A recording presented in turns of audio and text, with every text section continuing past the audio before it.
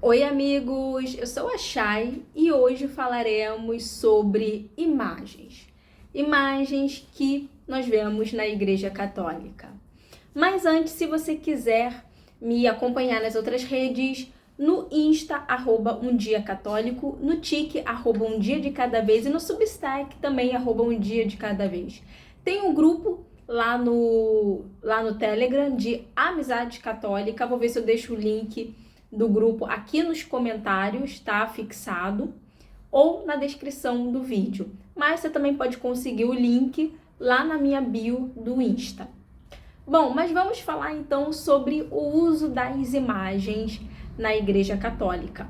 Mas eu preciso primeiro falar uma coisa que para mim é muito óbvia, mas eu já percebi que para muitas pessoas não é.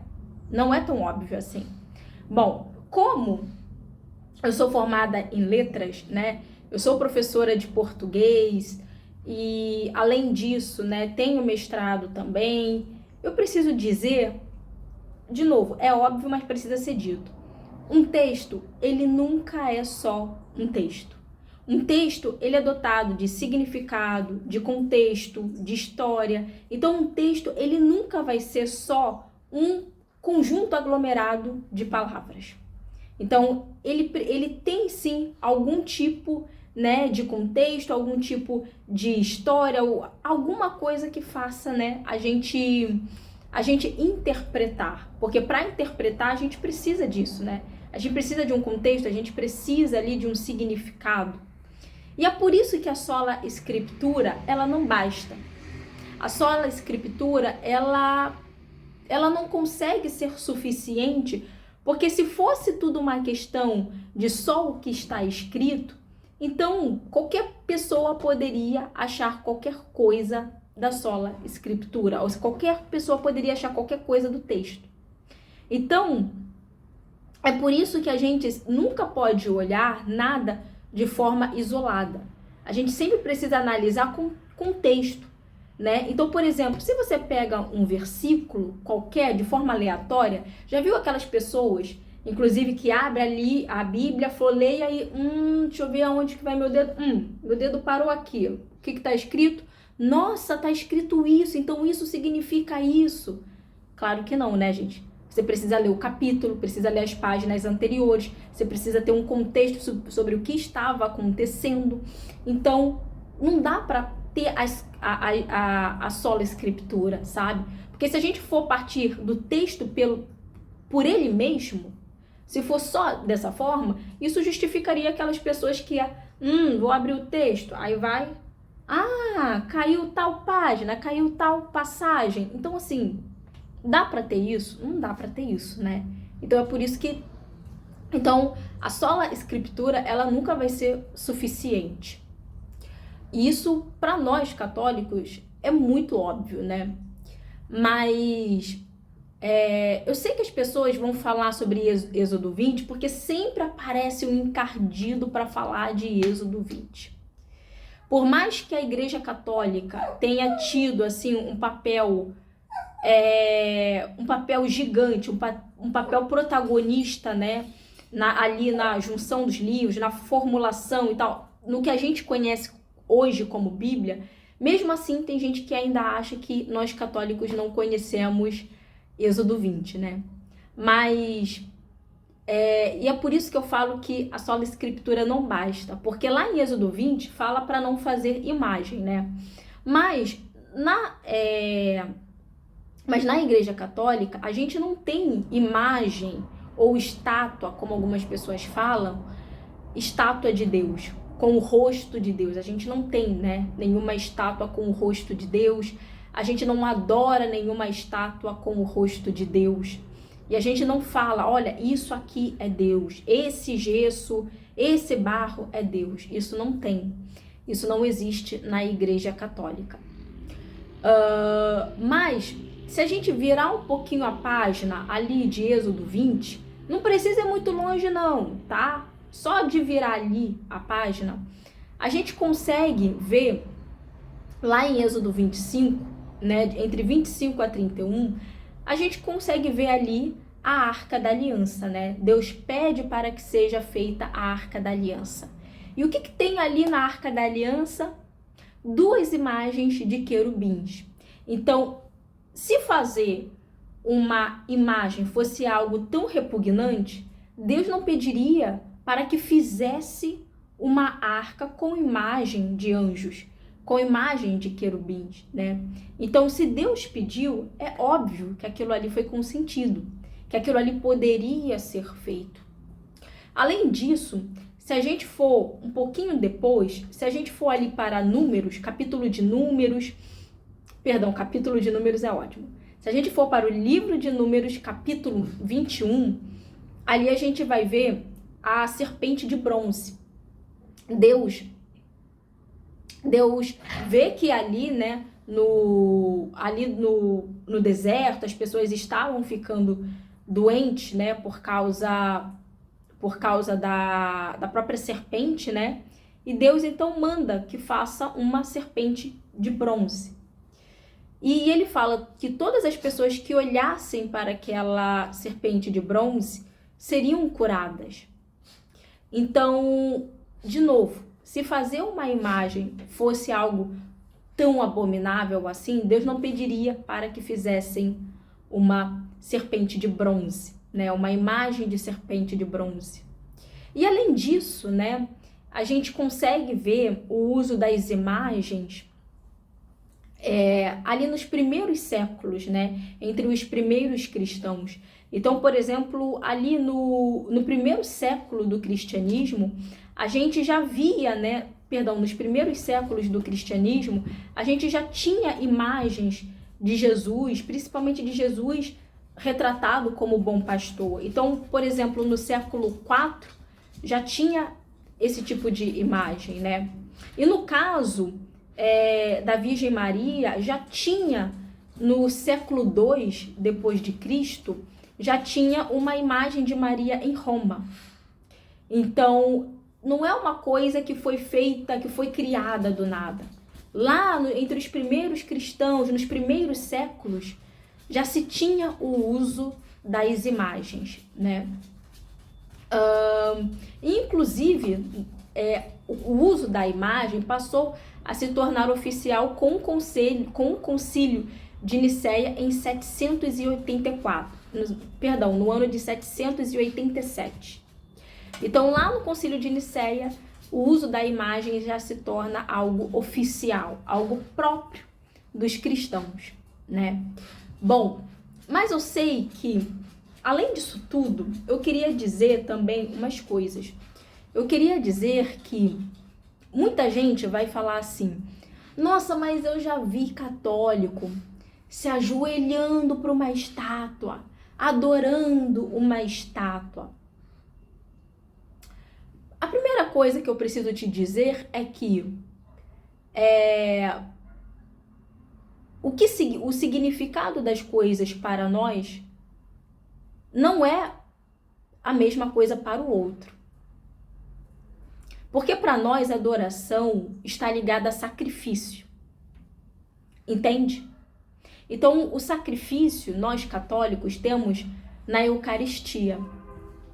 Então, quando nós vamos à missa, nós vamos para adorar. E também porque nós vamos presenciar o sacrifício de Jesus eucarístico. Então, para nós, a adoração está intimamente ligada ao sacrifício. Entende? Isso também me faz lembrar de que Deus, quando Ele quer ver a profundidade, né, de intimidade que Abraão tinha com Ele, Deus pede para que Abraão faça um sacrifício, que depois se torna, né, um sacrifício de um novilho, né? Mas Deus, Ele pede um sacrifício, porque ali Ele queria ver o quanto que Abraão estaria disponível a dar para Deus. E Abraão demonstrou que ele estava aberto ao sacrifício. Para nós, o maior amor, o amor em sua completude, ele está dentro do sacrifício. E é por isso que para nós é importante que estejamos na Santa Missa. Porque quando estamos na Santa Missa, estamos presenciando o sacrifício de Jesus. Nós estamos ali diante da Eucaristia. Nós estamos ali para adorar Deus. Então, quando a pessoa fala assim, mas você está se ajoelhando. Gente, se ajoelhar fosse sentido de adorar, um homem não se ajoelharia para uma mulher toda vez que ele quisesse pedi-la em casamento. Então, quando um homem se ajoelha para a mulher para pedi-la em casamento, ele não está adorando ela, mas ele está demonstrando respeito por ela, admiração por ela. Então, ele se ajoelha para pedir em casamento. E há outras formas também de demonstrar um profundo respeito, admiração. Por exemplo, porque tem gente que fala assim, mas vocês oram em frente à imagem, né? Vocês oram de frente para a estátua. Mas quando a gente está ali cantando o hino nacional, a gente não canta sentado, deitado.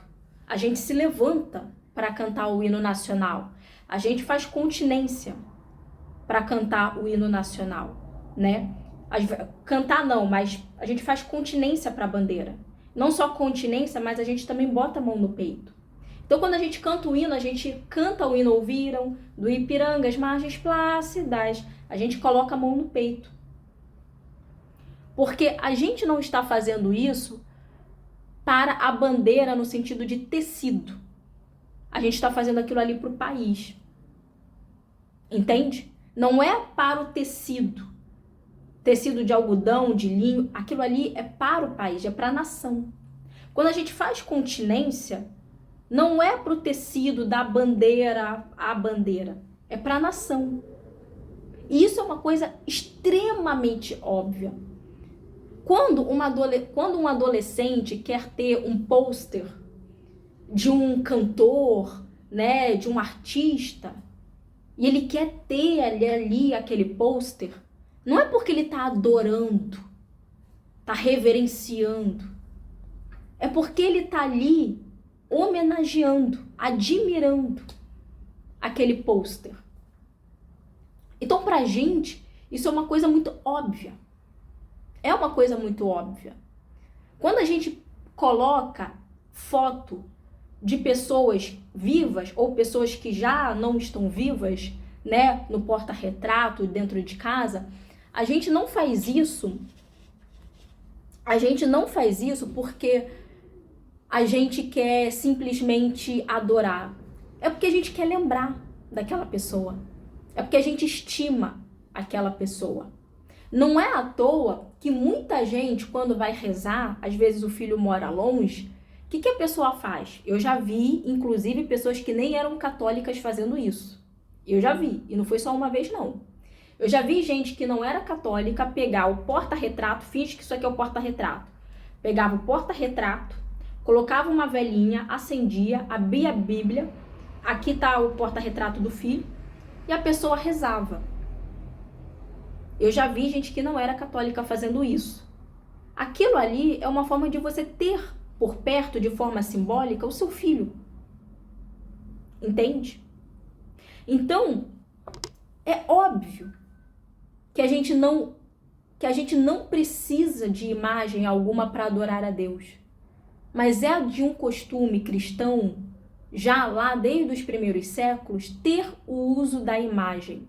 E o uso da imagem, ele não é apenas de uma forma meramente ilustrativa, é até mesmo de uma forma pedagógica.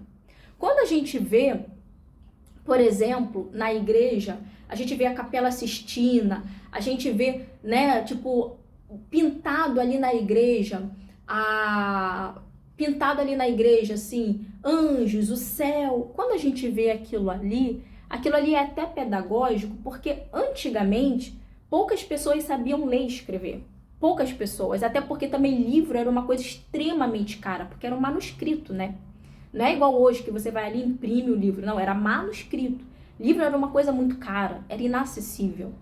Então, antigamente, quando as pessoas iam para a igreja e elas viam ali o anjo, o céu, a história sendo contada em pintura, por exemplo, ali era pedagógico até para a pessoa entender através do que ela estava vendo a história, né? A história bíblica. Então, quando as pessoas viam aquilo ali na igreja, aquela igreja toda pintada, aquilo ali era uma forma da pessoa entender, já que muitas pessoas não tinham acesso ao livro. E esse costume, ele acaba ficando também, né? Então, quando a gente vê, por exemplo, outro dia eu até vi na igreja que eu frequento, tem uns vitrais. E tem uns vitrais ali com algumas passagens da Bíblia. Então tem Gênesis ali, Adão e Eva, aí depois tem Moisés, aí depois tem não sei o quê. Tem ali nos vitrais o desenho. E eu lembro que eu vi uma mãe mostrando para a criança, assim, criança pequenininha, devia ter, sei lá, uns 5 anos, 4, nem sei. Bem pequenininha, falando, olha ali, meu filho, tá vendo? Quem é aquele ali? Quem é? É Adão e Eva. Agora ali com o mar abrindo, quem é? Ah, é Moisés. É pedagógico. É fácil. Então, quando a gente mostra para a criança, olha quem é. Então, é muito mais fácil, até mesmo para a criança, e antigamente para as pessoas que não eram alfabetizadas, entenderem a história ali pelo que elas estavam vendo.